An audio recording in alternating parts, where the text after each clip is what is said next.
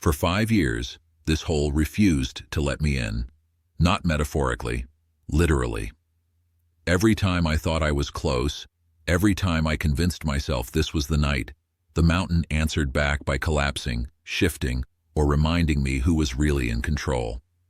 I tried everything people told me would work. Heavy equipment, high-pressure hoses, loaders, even dynamite. Nothing stuck.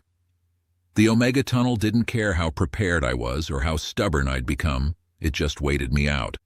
Most people would have quit long before that point. And to be honest, there were nights I almost did. Nights when the silence up here felt heavier than the dirt I'd been hauling out by hand. Nights when the idea of digging for hours after finishing a full day of work felt ridiculous. But the thing about abandoned mines, especially ones like this, is that they get into your head. They stop being places and turn into questions. What's back there? Why did they seal it? What hasn't been seen in 100 years? That's what kept me coming back. The Omega Tunnel sits above the old Union Mine at Cerro Gordo, a place that once powered an entire region with its ore. The Union was massive, levels stacked on top of each other. Miles of workings, hoists, raises, stopes, all carved by hand and sweat. And the Omega wasn't just some side tunnel, it was a lifeline. Dug in 1870 as a standalone shaft, newspaper articles from the time talk about promising ore coming straight out of it. Later, it tied into the 200 level of the Union Mine, making it possible to move ore and men without relying entirely on the main shaft. And when disaster struck in the late 1800s, that tunnel saved lives. There was a fire underground. Smoke filled the workings. Men were trapped deep inside the mine with no clear route to the hoist. They escaped through the Omega, crawling their way out into daylight. That alone makes this tunnel special. But the same 200 level that gave miners a way out also became a grave. Somewhere down there, around 30 men were killed in a collapse. Their bodies were never recovered. The mine moved on. The tunnel was sealed. Time did the rest. For decades, nobody knew exactly where the Omega went, or if it was even accessible anymore. I didn't just want to explore it. I wanted it to change how I could explore everything else underground. Right now, getting into the Union Mine requires using the hoist. That means a crew. 4, sometimes 6 people, all coordinating just to send one person down. It's safe, it's controlled, but it limits what's possible. If there was another way in, if the Omega still connected where I thought it did, it would open up miles of workings that haven't been seen in decades. Places nobody's had eyes on since the early 1900s. That's why I kept coming back, night after night, usually around 6 in the evening when everything else was done. This was my version of play. Digging in the dark, listening to the mountain creak and settle, watching timbers appear, then disappear again under fresh collapse. When I first found the Omega's portal, it wasn't even a tunnel. It was a suggestion. A faint trench where ore cart tracks used to run, completely buried under clay and rock. But once I realized this could be the route to the 200 level, something clicked. I stopped thinking in terms of hours or days.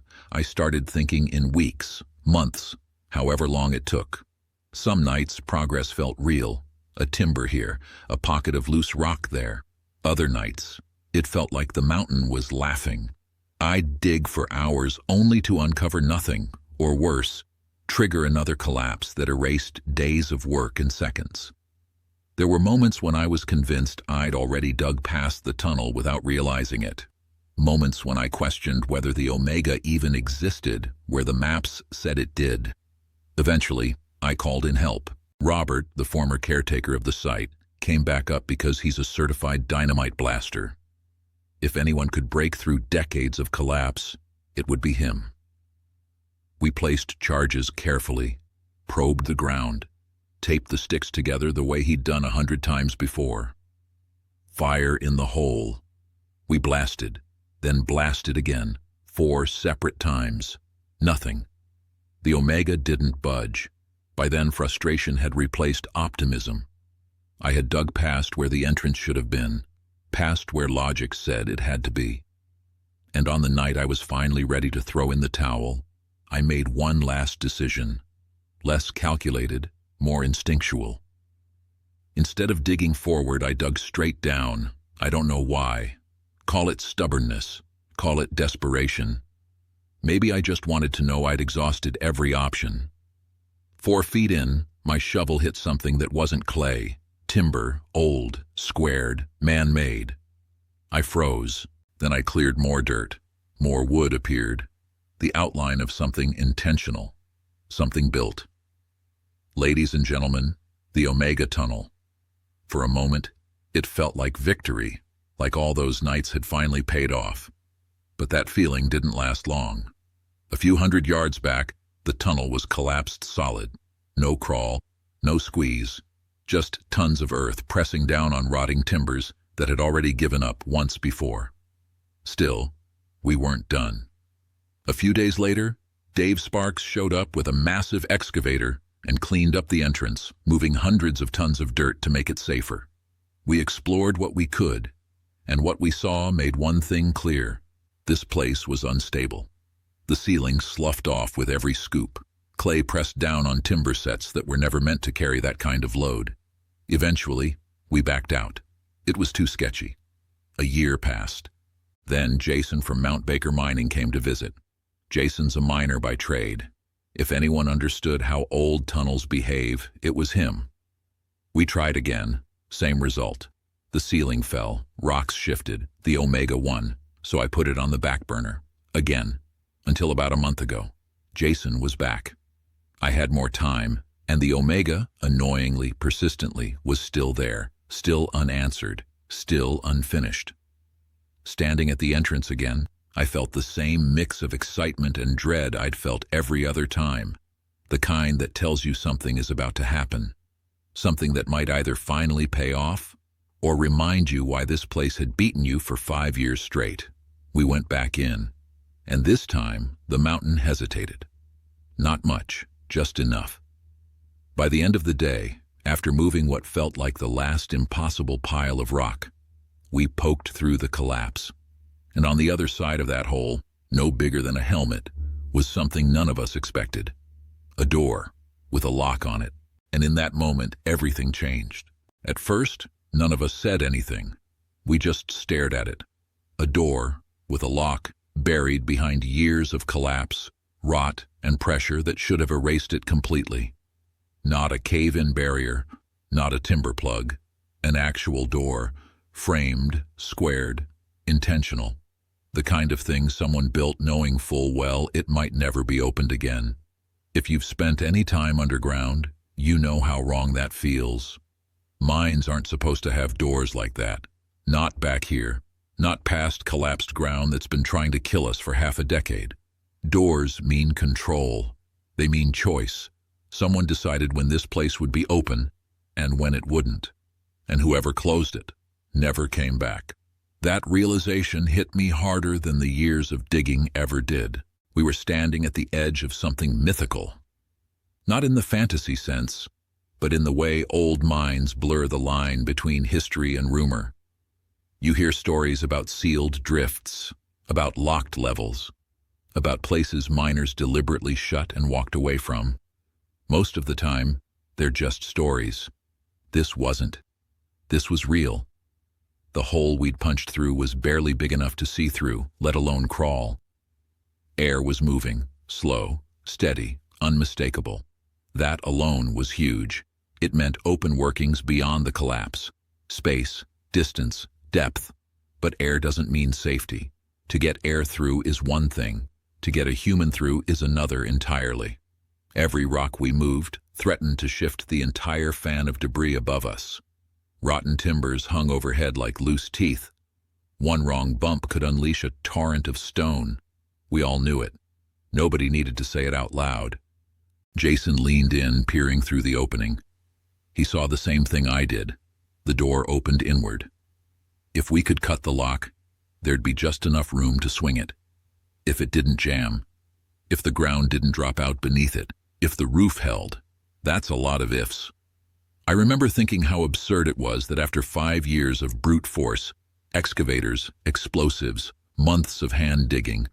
The final obstacle might come down to a pair of bolt cutters.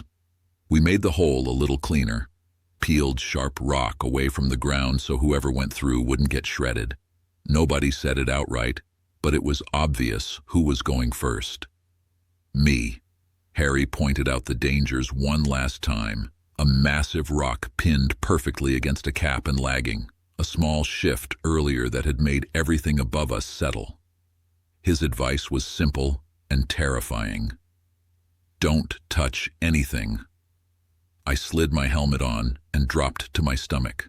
There's a specific kind of silence that happens when you commit to something like this. The joking stops. The adrenaline sharpens everything. Your world shrinks down to inches. Rock in front of your face. Wood brushing your shoulders. The sound of your own breathing echoing in a place that hasn't heard it in generations. I eased forward. The tunnel pressed in on me like it didn't want to let go. Every movement felt exaggerated. My elbows scraped. My chest dragged across dirt that had no business being disturbed. I could feel the weight above me, not metaphorically, but physically. Tons of earth held up by wood older than my great-grandparents. Then I was through. I reached the door and touched it, half expecting it to crumble under my glove. It didn't. The wood was solid, dry, preserved by the darkness. The lock was rusted, but intact, as if time had politely avoided it. I called back for the bolt cutters. When the jaws closed around the lock and I squeezed, the sound echoed down the drift like a gunshot. The shackle snapped. The lock fell away. For a split second, I didn't move. I just stood there, staring at the door. There's a strange hesitation that comes right before moments you've chased for years. Part of your brain wants to freeze the scene exactly as it is, to keep the mystery intact. Because once you open that door, whatever's behind it stops being a question and becomes reality. I pulled. The door swung inward, clear. No rush of debris, no collapse, no sudden drop, just open space and darkness stretching away in both directions. I stepped through. We were inside the Omega, and immediately I knew this wasn't just another short drift or dead-end stope. The tunnel was alive with intersections, rails, cables, signs, evidence of real work, real planning, real movement. This wasn't a forgotten crawl space. This was infrastructure. I moved forward slowly, scanning the floor, the walls, the ceiling. A decent collapse ahead forced a detour, but it wasn't terminal. We could go around it. Past it, the tunnel opened up again. Then I hit an intersection, a true T. One direction led toward daylight, an emergency exit I hadn't expected to still exist. The other pointed straight into the heart of the mine, toward the Union. I stood there longer than I probably should have, trying to process what I was seeing. I hadn't expected to get this far. Honestly, I didn't expect to get anywhere near this point, and yet here it was, untouched, unvisited, waiting. Signs still hung on the walls. One of them stopped me cold. 2400 level. Below it, an arrow pointed downward. This wasn't just behind the collapse. This was behind multiple collapses. Areas I'd spent years assuming were unreachable, and they weren't just accessible, they were intact. The tunnel branched and twisted, disappearing into darkness in ways that made my head spin. Drifts stacked on top of drifts, raises climbing upward, drops plunging down. The Omega wasn't just a passage, it was a gateway. I felt like I'd stepped into a map that had been missing entire sections. I turned around and headed back for the hole. Jason and Harry deserved to see this too.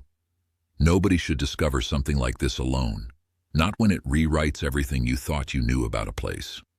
When I told them what was waiting on the other side, Jason didn't hesitate. Not verbally anyway, physically was another story. Watching him crawl through that hole from the other side was nerve-wracking. He knew the risks. He'd helped identify most of them. But sometimes knowledge doesn't make fear smaller. It makes it sharper. When he finally popped through, covered in dust and breathing hard, the look on his face said everything. This wasn't just a breakthrough. This was the mine opening itself back up, and we were standing right in the middle of it. Once Jason was through the hole, everything shifted. Not physically, though the ground still felt eager to remind us it could, but mentally. The Omega was no longer an obsession or a theory.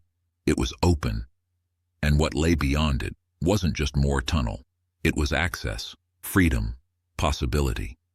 We stood at the intersection again, lights sweeping across walls that hadn't reflected human movement in generations, rails still embedded in the floor, old air and water lines running overhead, timber sets worn smooth by hands that had gripped them a century earlier. This wasn't chaos, this was organized work, frozen mid-thought. Jason traced the lines with his light, already thinking like a miner again, not an explorer. "This goes toward the hoist," he said, pointing down one drift, "and this should be heading toward the Union chimney." That sentence alone made my stomach flip. If he was right, we were standing less than 100 feet from a direct connection to the Union mine's main shaft, without using the hoist. The thing I'd been chasing for 5 years. The thing that could unlock miles of workings without needing a crew, schedules, permissions. Just boots, rope, and judgment. But mines never give gifts without asking something back. The drift toward the hoist started to look familiar fast. Same clay-heavy ground. Same pressure marks. Same signs of slow movement. If it was blocked, it wasn't by much. But not much underground can still mean tons of material waiting for an excuse to move. We turned instead toward the stoops. That's when the mine stopped feeling industrial and started feeling personal. Up one incline, half hidden behind collapsed rock and rotting burlap, we found it. A sack of ore. Still there, still waiting. Green and blue mineralization glinting under our lights like it had been set out yesterday instead of decades ago. Malachite. Azurite. The colors were unreal. Deep greens and electric blues packed into rough stone that someone had gone through the effort to bag, haul, and stash. A miner's private prize, hidden away with the intention of coming back for it later. He never did. Holding that sack felt strange, not like finding treasure, but like shaking hands across time. This wasn't anonymous geology. This was someone's labor, someone's plan. Someone's unfinished day. We kept moving. Candle stubs appeared next. Small. Easy to miss if you weren't looking for them. Proof this section of the mine predated carbide lamps, dating it solidly to the 1800s. That detail hit me harder than expected. It's one thing to know intellectually that miners worked by candlelight. It's another to see the physical remains of it, right there on the wall. These weren't faceless figures in old photographs. These were men standing exactly where we were standing now, flickering light bouncing off rock, breathing dust, trusting wood and stone with their lives. Further in, we found more artifacts. A Prince Albert, can repurposed into something useful, maybe a lantern, maybe a coffee cup. Cloth scraps, tools that had been worn down by hands long gone, none of it staged. None of it preserved for history, just abandoned. At one point, I climbed partway up a stope, heart hammering as loose rock shifted under my boots. Above me, the vein flattened out, exactly the kind of structure miners chased aggressively. Jason confirmed it immediately. This wasn't random digging. This was targeted, intentional, which made what we didn't see even more interesting. No modern disturbance. No fresh tracks, no signs of later exploration. Everything past that collapse had been sealed off cleanly and completely. Eventually, we reached another sign. To the 400, the drift dropped steeply, disappearing into darkness below. 50 feet down, it turned, and then dropped again. Chutes and ladders, one after another. A vertical puzzle leading behind yet another area of collapse I'd never been able to access before. Standing there, I realized something important. This wasn't just a successful dig. This was a fork in the road. One path led back toward the Union's main shaft, close enough now that digging through might finally give us direct access without the hoist. The other led down, deeper, into levels that might not have been seen since the mine was active. Both were massive undertakings. Both carried serious risk. And both were now possible. Before leaving, we paced everything out carefully. Distances matter underground, 70 paces to the stope, roughly 200 feet to the drop toward the 400. Numbers that would guide future decisions, future gear, future days. Getting out was its own challenge. The hole felt tighter on the way back. Or maybe that was just awareness catching up with adrenaline. One wrong move, one poorly placed hand, and the mountain could have reminded us who really owned this place. But we made it. When Jason finally popped out on the other side, dust-covered and grinning despite himself, it felt unreal. 5 years of obsession, 5 years of failure. And now we were standing on the outside, knowing exactly what waited underground. The Omega wasn't conquered, not fully, but it had finally opened the door. And behind that door wasn't just one new tunnel or one new adventure. It was a network of possibilities that could take years to fully explore. This wasn't the end of the story. It was the beginning of a much bigger one. If you want to see where this goes, if you want to be there when we finally punch through to the Union, or rope down into the 400, or uncover what else the Omega has been hiding, this is where you stick around. Because now that the mine has opened up, we're not walking away.